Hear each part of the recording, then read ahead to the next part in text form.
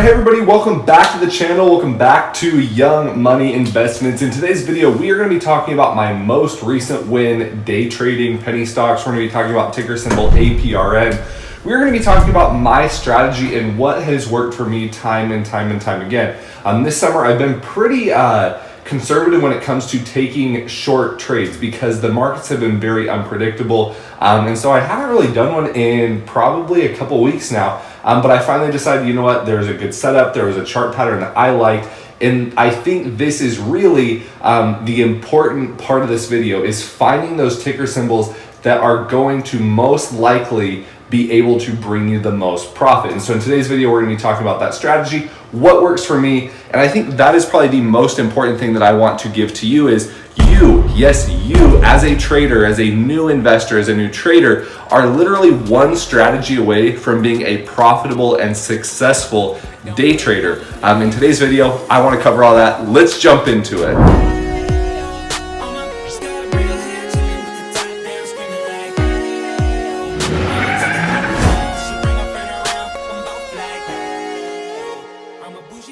So the crazy thing with the stock market is really there are a lot of people out there with a lot of different strategies, and hey, if you find a different strategy other than shorting that works for you, do it. Like that is really what I've started to understand and learn from the market. And my thing is timing is really what affects my ability to trade a certain way or a certain direction.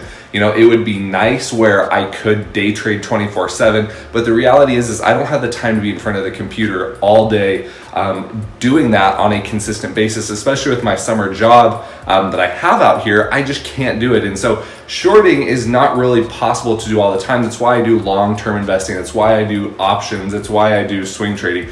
But it's always a good feeling to be able to short and be able to rip that money out of that market, to just feel like you're a man, like you're just fishing, you're getting that fish out of the water, you're out there hunting, you kill that animal, you're just like, you're bringing meat home to the table on a daily basis. And that's why I love getting in the market. So let's jump into ticker symbol APRN, and I'm going to go over kind of the process that I took in order to get into this stock. All right, you guys, so for those of you who do not know what APRN, it is a blue, I believe the company's name is Blue Ribbon or Blue Apron. It is basically like a food prep company. You know, they'll make your meals for you, they'll ship them out to you, and then they're pre-made and it's simple and easy to eat. This is a ticker or a stock that has not been doing very good. I mean, you look at the charts here. I mean, yes, this is actually not the best chart. If we do take a look here at this chart here on FinViz, you can see it has just been continually going down. This is April, May, June. I mean, it just has been running down until today, where we had this, you know, this little pop over here. So APRN not doing very well, but if you do take a look at the charts, it had a massive spike here as of today. It went through a reverse split, so it went through a 15-to-1, I believe, split. And that is kind of what caused this catalyst for this ticker symbol to run. Now, if you do take a look at the charts here, obviously we had some pre-market run. You know, we're looking at lows right down here of about 764, and then we see this start to run up. And I ended up getting in, I believe, probably somewhere right in this $10 range. Ended up, you know, taking a small position because of the fact that I knew it was going to potentially have the ability to run. I wanted to start out small, and that is really what I did in this ticker. Now, you know, we could go over everything. We could go over, you know, why I thought this move was overrun, and I want to jump into that. But I wanted to first show you the chart so that you understood that this company basically today ran, I mean, we're talking like a 65-66% run, and I want to go over why it actually did this run. So to do that, we need to take a look at FinViz. So what you will do in order to normally find a good ticker symbol, you are going to want to go to the charts here. You are going, or go to finviz.com if you're looking at a particular ticker. I like to start out my morning and going into this. I go to the stockmarketwatch.com. We can refresh it here, and usually what it will do is it will give me all of the pre-market runners. So one of them was IMRN. That was a big one on my list of stocks that I wanted to short, but I didn't end up shorting it. It just did not fit the pattern. It did not fit, you know, the things that I wanted. Volume is a key indicator as well. I'm not going to short anything with really low volume or anything like that, GSUM was another potential one. BPTH had some potential there as well. Definitely could have been a good short, but really it ended up coming down to APRN, and it was not even one here on this top gaining stock. So if you go to the market watch, you're going to go down here to pre-market. Those are the top ones that I like to watch for. But I ended up just finding APRN that came on my ticker symbol or on my watch list. So came over here. I wanted to know what was going on with the news with APRN. So what I did was I came to FinViz. I typed in ticker symbol APRN, got the chart here. You can see all the market info. You can see things like how many shares are short, how many shares are in float, and then you also can know what the percentage is of how many of those shares that are overall being shorted right now in the stock. And that's important because there can be things like a short squeeze, which we saw today on APRN. I come down here, I look at all these downgrades. I mean, the fact that a company is going through a reverse split is always a very bad indicator for any company. It's a bad indicator when a company is having these reverse splits, because it's so low in price. They're having to now basically take shares out to build the price back up to kind of artificially inflate the price of the stock. So as we can see from all these companies right here, no one has a real upgrade on this company. It really is a low price target, and you can see all that right through here. Low price targets on APRN. Coming down here, you can see why this company was up so much. So you can go right here, and it's very simple. Click on the first article you see if you're wanting to understand why a stock is running, and you can come over here and you can scroll down. Blue Apron goes beyond regular meal kits. So the reason that APRN was actually running today was because of the fact that they're going to be offering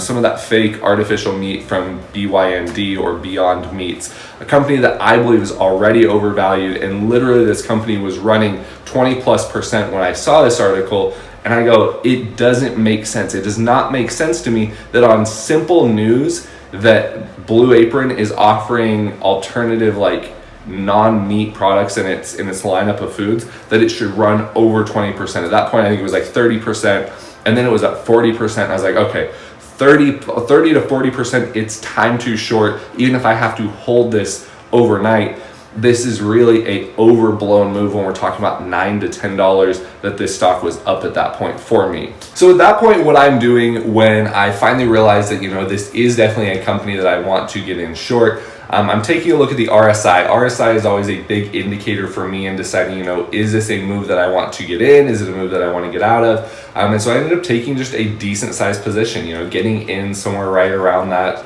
I want to say high nines, low $10 range, and actually then calling it all out in my private mentorship. So ended up calling this out in the private mentorship, and as you can see, I ended up getting actually started not at the $9 range. I ended up getting started here right at about 10:25. Took my position at 10:30 a.m. So if you pull this over here, and we'll pull this off the way here, ended up getting started right here. So I got in right here at about 10:30 a.m.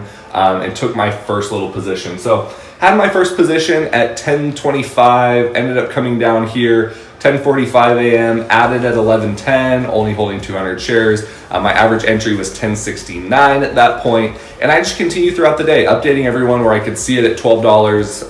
30% of the float was short. Calling all these things out in my private mentorship as I'm going through this, because I want people to understand what I'm seeing in the stock and why I'm taking that position. Whereas a lot of other gurus and teachers out there aren't calling it out in real time as what they're doing. Throwing up my charts here, looking, I'm adding APRN at 1188. If it's not a short, I don't know what is. I'm calling these things out in real time as we're going through this. Yes, it sucks. Yes, it's overextended. Yes, I was frustrated that it continued to move, but I knew that it was going to continue. And it was just a good short. I couldn't let anyone else shake me out of that. Yes, there are other people that didn't want to get in it in the group, and that's okay. But I needed to stick true to what I believed this overall movement was going to do. So at that point, I had an average of 330 shares, average of 1115 on APRN, and just continuing to call it out. 1130, we get through it. I'm trying to think where I get down to. I'm at 350 shares of APRN, averaged my cost basis in at 1122. And I think I was trying to see if I needed to re-add around 1215 to 1219. And so you can kind of go through here on the charts and see where I was like trying to start adding as I was getting into this range. I think I added like right up in here, and just ended up doing a very well executed trade. Started to see the move down here, and at that point we knew it was creating lower highs. This trend line, especially if we can zoom over here a little bit more, this trend line played very crucial to me knowing that this stock was going to continue on a downward pattern, and ended up covering right here towards the market close, covering down here. I think my average close was $10.19, realized profit of $473.75, traded a total back and forth of, it says 530 shares.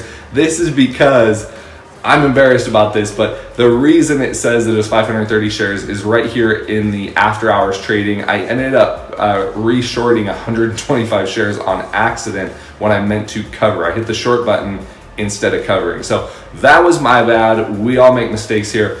So I ended up adding an extra 125 shares that I didn't mean to at, I believe it was like 11.16. So I ended up actually making probably a little bit more profit when I meant to actually be getting out of my position. So that was the trade on APRN. Now, a couple quick lessons that I want to leave you with in this video, and why I think it was pretty simple and easy to be able to pull that $475 out of the market today.